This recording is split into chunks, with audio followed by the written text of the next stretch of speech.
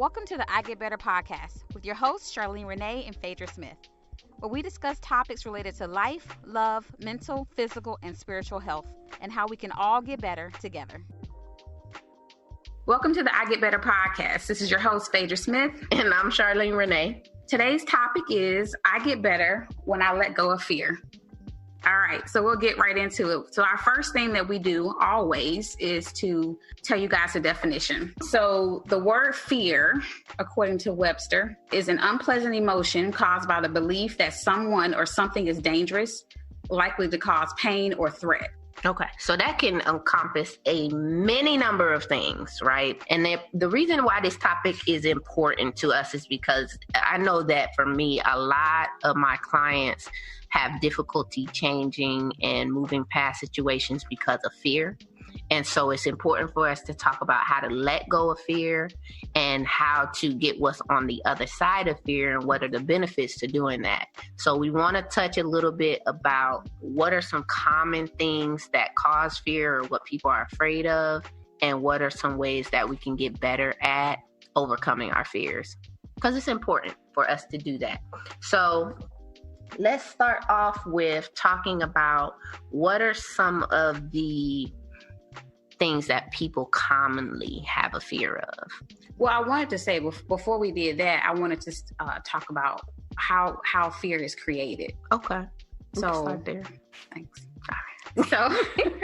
So some of the ways that fear is created are culturally, through society, the coronavirus, for example. So everybody kind of just jumping on the bandwagon, and it's just kind of like, fear is contagious. So another thing is religion. I think fear is created. It was a long time ago. A lot of religious leaders use fear in order to create conformity. Those are some of the ways that I put down that fear has been created. And then going into the types of fear. What are some of the types of fear that you've noticed in therapy sessions? A lot of the time people are afraid of the unknown. So when you talk about wanting to have control over your life and wanting to know what's going to happen and what's going to come next, fear comes in when you don't know what's going to happen. And so typically what happens is people will often think the worst is going to happen automatically instead of the best thing is going to happen. And so fear will keep them stuck in the place that they are, because at least even if they're in a situation that they don't like, it's the known. They know it's like the devil, right? And so you're comfortable because you know what you're dealing with now. You don't know what you're going to deal with in the future. And so just being afraid of what might happen and typically being skewed towards the negative thing happening keeps a lot of people stuck in fear. And people often are fearing failure. And so they think if I try this thing, it's not going to work because maybe in the past it didn't work. Or if I try to go for this job, it's not going to work. So I'm not going to apply because I applied for 20 other jobs and I didn't get it. Right. And so I think that now I'm being rejected or people aren't going to like me because maybe in the past somebody didn't like me. And so they fear failure. So that keeps them from even taking the chance to try something new because they don't know what's going to happen. And again, they're assuming that the worst thing is going to happen and it's not going to work. So fear of failure, fear of rejection. That's a big one. Not being accepted by their family, their friends, society. That keeps a lot of people stuck in the situation that they're in, and it discourages them from change because they really are afraid that people aren't going to accept them. And we did a whole episode on acceptance. Yeah. So that's typically what I see. So even when you're telling somebody to do this new thing, they're afraid of what may not work. So they're kind of just getting in their own way before they even get started. And so it prevents them from really getting the change that they want to see. Right.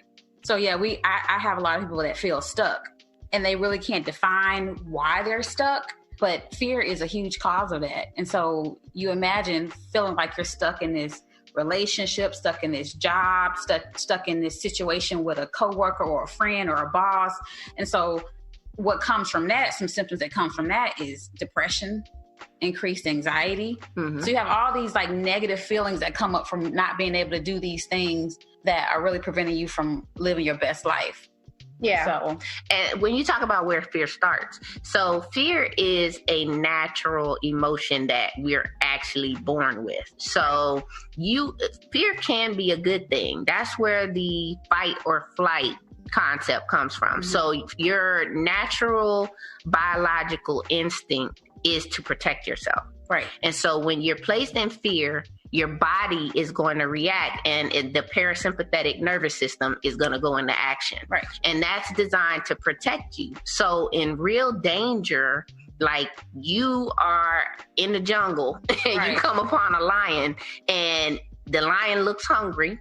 Right. It's okay to be fearful because that's a natural response to perceived threat or danger. So that's righteous fear. You want to have some fear because if not, we wouldn't survive. Right. So if there's certain places you may not go because they are really dangerous, mm-hmm. So fear is a good thing. But what happens is when you let irrational fears take over your mind, it keeps you stuck and it keeps you bound up, and you're not able to fulfill the things you really want to do in life because now you're just afraid. And so we want to work to let go of some of these irrational, the key word is irrational fears, mm-hmm. so that you can be free to move forward and do the things you need to do. But there are barriers that we put in our own way a lot of the time that keep us from getting over these fears. Right. Sometimes you get it from your parents.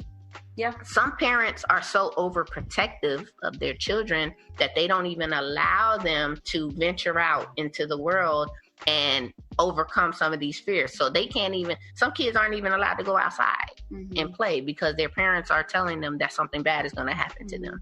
So now when they get out into the real world, they're sheltered. And so it keeps them from being able to go beyond these four walls and these boundaries because their parents have put these boundaries in place.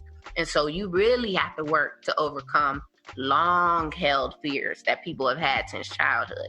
Well, one of the things that have come up in therapy sessions have been this fear of criticism and rejection when it comes to just even like speaking your mind and stuff.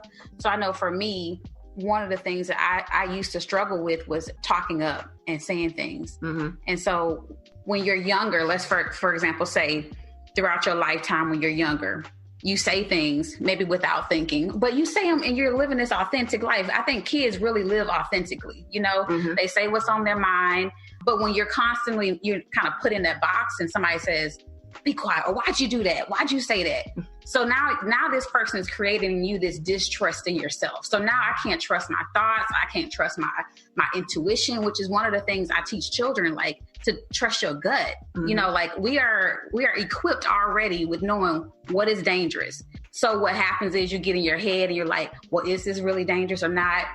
Somebody told me this story about humans are like one of the only, animals that don't follow their instincts really. So you see a crazy person getting on the elevator and you get on the elevator because you don't want to hurt the person's feelings, but everything inside of you is telling you not to get on the elevator. Mm-hmm. And so one of those things that we work to create is this sense of I can trust myself even if I don't know why. Right. Yeah. So I can say this thing to this person without fear of being criticized. And I can do this thing to protect myself because that's my God-given right. Mm-hmm. Right. So.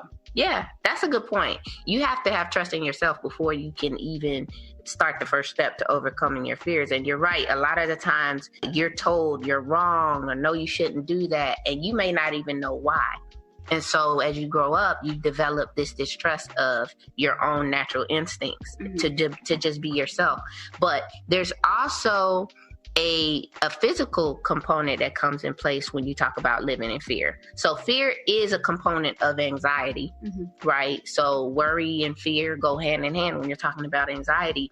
But some people are afraid of just naturally occurring things, for example. So, a lot of people have fear of spiders.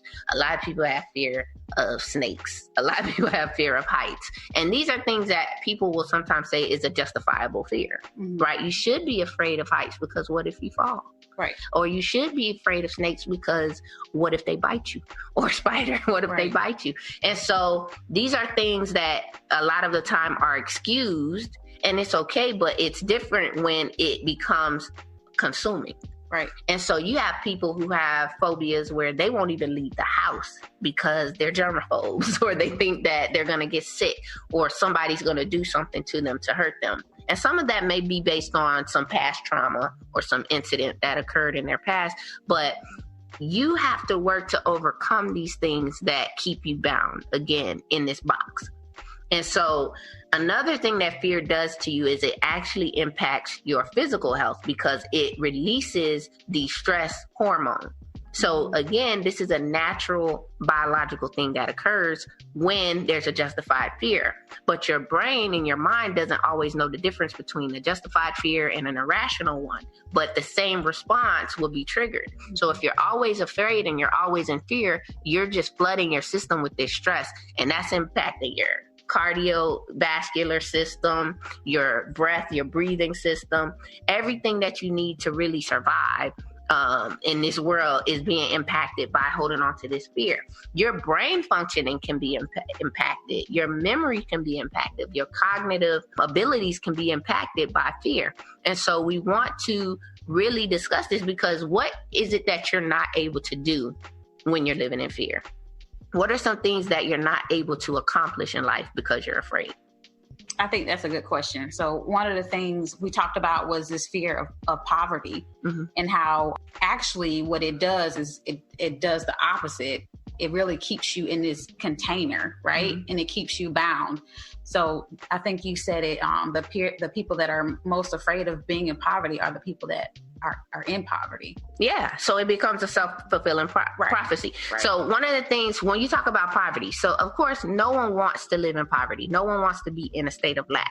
But what that will do a lot of the time is it will keep you stuck in a job, for example, that may not pay a lot of money, but because there's safety in it, because you know every 2 weeks I'm going to get this paycheck, right, you won't start a business. You won't follow your dream. Maybe you had a childhood dream of being some profession and you think, well, it's too late because I'm too old, or I didn't do it when I should have got the opportunity to. And so now you're already setting yourself to repeat this cycle of poverty because you're afraid to come out of the box and do something new. Right. Another fear, when you're talking about criticism, that's a big, big thing, because if you withhold what you really want to do based on what you think somebody's going to say or what they're going to judge you about, that will really keep you from expressing yourself, your creativity, and who you really are. So everybody has these gifts that they have inside of them. But if you're afraid of what the next person's going to say, it will keep you from doing the thing that you've been created to do. And now that may keep you in poverty, because the thing you were created to do, or the gift that you have, may be your key to success. Right. And success is not just measured by wealth, but that's another topic. But it will keep you in a state of mediocrity.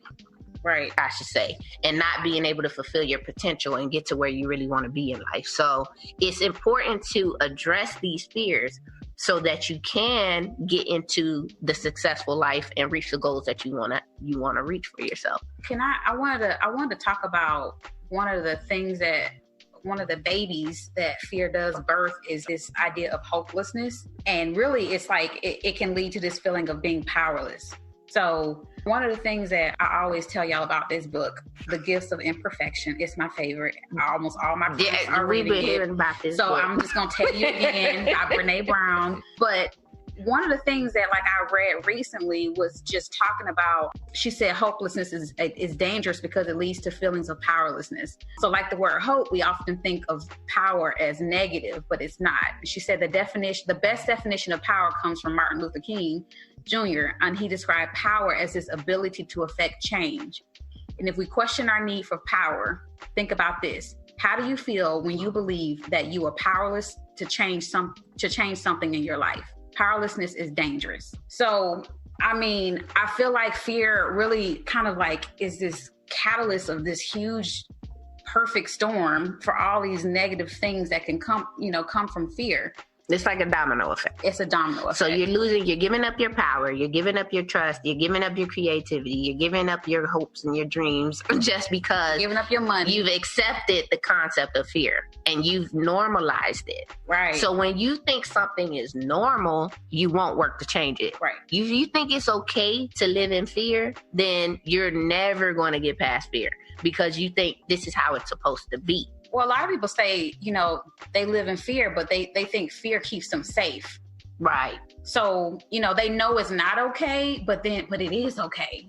So you have these competing definitions of fear and what it's doing for me versus what it's not doing for me. And so which one is outweighing the other? Do the benefits outweigh the cost? Right. And that's what we have to answer for ourselves. So as we move into talking about how to overcome fear, we have to talk about what are the benefits to doing that. Because if there's no benefit to something, people aren't going to do it. That's just flat out. Or if they perceive that there's no benefit to it. So if you think that the benefit to holding on to this fear is, I will be safe from rejection. Death. I will be safe from death, right? Because of fear of flying, right? People think they're going to crash and die sometimes, so they won't. I will be safe from criticism. I will be safe from judgment. From loss. I'll be safe from. A lot of people don't want to feel these emotions, right? You don't want to feel criticized. You don't want to feel rejected. You don't want to feel like people are judging you, and you don't want to feel like you're a failure if something doesn't work out. So all these negative emotions you're trying to protect yourself from by saying that fear is justifiable to keep you from that, really keep you from all the benefits of overcoming your fear. Right. So let's just talk about how personally something that we've done to overcome our fears has gotten us to the level of success where we are now. So as you know, we started our own business, right? Which is a scary thing to do because you're stepping out on faith to chase a dream, to chase a goal, not knowing if it's going to work out. Because a lot of people start a business and it fails or it doesn't work out or it takes longer than they anticipated or there are challenges and hurdles that they didn't account for. And so they'll give up. But if you, even this, overcoming a fear, a lot of people have a fear of public speaking. Yep. And I had a fear of public speaking, but I ended up being in a job where that was a requirement. I had to go out and give presentations and talk to people in the community. And I had to do it so much that I just got used to it. So now anytime somebody's like, here's a mic, I'm ready to get on the mic and talk because I got so much experience in it and I had to overcome that fear. I wouldn't even be able to do this podcast if I hadn't started with overcoming that fear of, man, somebody's going to judge me. Or I don't like how I sound. Or people are going to think I don't know what I'm talking about, or whatever the case. You'll make excuses. And so being able to overcome your fears gets you to what's on the other side. So now this has opened up so many opportunities and doors for us just by facing that fear of failure, potential failure, and looking at what am I going to gain? Well, what if it does work out? Right. What if we have a successful business? Which we do. What if people start calling us for counseling? Which they do. And so now that we know that going against the grain, even if something seems scary, is going to lead you to a level of success, now we can look at it, well, the benefits do outweigh the cost or the risk. Right. And so also understanding that just because you were afraid of something doesn't mean you have to continue to be afraid of something. Right. And so people will feel like, well, since I'm afraid of this, they'll just put it on them. I'm afraid of this. And they won't even think about the fact that maybe they don't have to be. Right. Maybe you don't have to. Maybe you used to be afraid of this. Like you were afraid of flying, right? I was, praise the Lord. And how many trips did we try to go on, girls trips, and you didn't want to go? And then when you went, what happened? You had fun. We did. So you would have missed out on all the fun-filled activities. Would you like me to tell them how I got over that fear? Yes, please share a bit about how you got over your fear of flying. Therapy. Okay. But for real, no, I'm serious. I had to see somebody. Because that was a thing for me.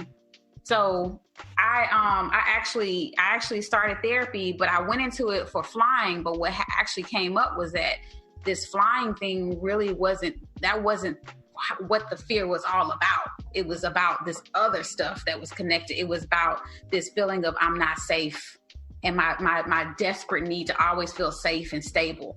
And so that just created all these little like remnants around me. And so flying just became one of those ways. My brain said, this not safe. So it just created this, because I flew before. So I was like, I don't know where this came from, you know, but so one of the things, we want to go into the ways we get over fear. Yeah. So one of the ways that I will say what I had to start doing was challenging my thoughts. I had to really start challenging my beliefs. Like you can have all of these beliefs and because my big thing, and all my clients know, I always tell them about the cognitive triangle. So you have a triangle, and at the top of it, you have my thoughts. And then you have at the other corner, you have your feelings or your emotions. And then at the other corner, you have your behaviors. And so if I want to change my feelings and my behaviors, I really have got to start changing my thoughts. So what are these things you're telling yourself and you're saying that's true that really is irrational? So you have to put your thoughts on trial, right? And so the way to do that, and this is how we do that, and I also use the cognitive behavioral triangle a lot. So you say, what is my thought that I'm having about this? And then what is the evidence that you can come up with that this is true? And if you cannot find any evidence to maintain that thought, then you have to consider the fact that maybe it's not true, because your thoughts will lie to you, even if they come in from you. So your brain will lie to you sometimes and tell you that something is rational when it's not. It's trying to protect you. Or you think it's trying to protect you. And so you may be having the irrational thought that this is perfectly normal for me to be afraid of this because it's going to protect me. But really all it's doing is holding you hostage, right? Keeping you stuck.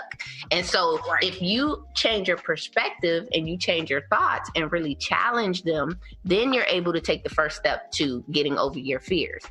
The next thing you can do is to take baby steps and slowly immerse yourself in something, especially if you have a goal. So if I know I want to go visit another country and I have a fear of flying, it's going to be virtually impossible for me to get there unless I take a boat, which you could possibly take a boat. You can still down the boat. But if I want to get to the goal, then I have to start to challenge the thing. So what's a baby step that I can take to getting over this fear of flying? Just go to the airport. Maybe just go to the airport and don't book any flights yet. But just put yourself in a position where you see yourself at least getting into the airport. So right? I totally agree. And then you also make the next step. Well, what's the next step besides going into the airport? Book a flight. Well, you might, that's jumping all the way. You're jumping all the way in. If you want to go baby steps, the first thing you might want to do is just go look at some, like you said, go to the airport, look at planes, you know, and then educate yourself on how planes work. And really, and the facts about death. What are the statistics?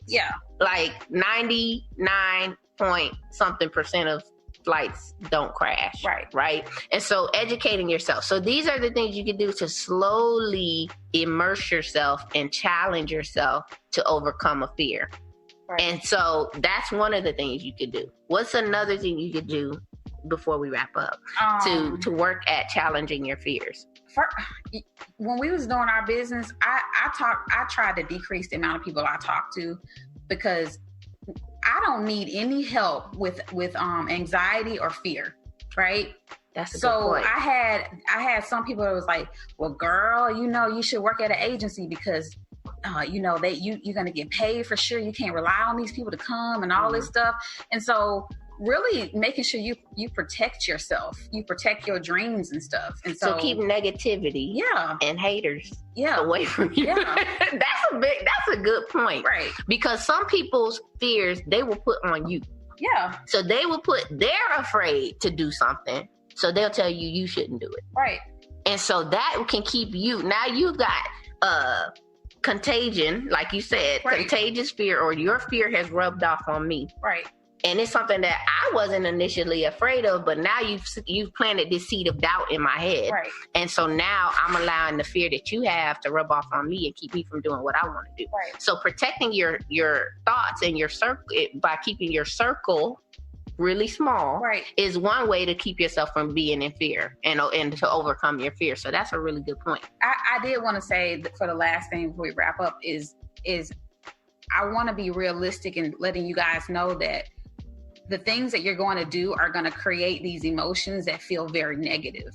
And so I talked about this in one of our podcasts, like the butterfly effect, and how you're going to feel butterflies in your stomach. And so that does not always mean that you have to like not do the thing. So I would challenge you guys to embrace the butterflies, embrace the feelings that come along with getting over this fear, because sooner or later you won't have those feelings anymore. Right.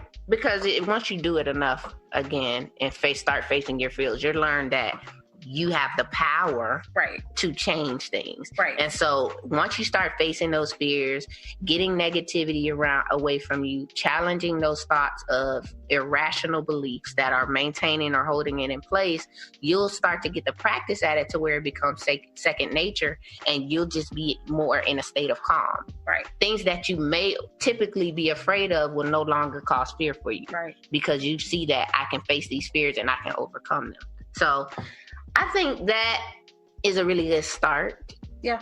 If you cannot do these things for yourself, you do want to make sure you get with a professional mental health specialist so that they can help you take those steps and give you some tools and some interventions to be able to overcome your fears. Right. And we're going to continue to get better. There's a lot of things that we want to do that are new. Yeah. And everything new doesn't have to be scary. That's a big thing. A lot of people like what's comfortable for them, and what's comfortable for them is what they're used to. Right. And so that's a different form of fear. Right. So anyway, we have to wrap up for today. Well, that's our time for today, guys. Remember to rate, review, and subscribe. Tell your friends and your family. Like, share, comment. All of the above. And let us know what topics you guys want to hear. Talk back. Yes. So until next time, let's keep getting better so we can do better in order to be better.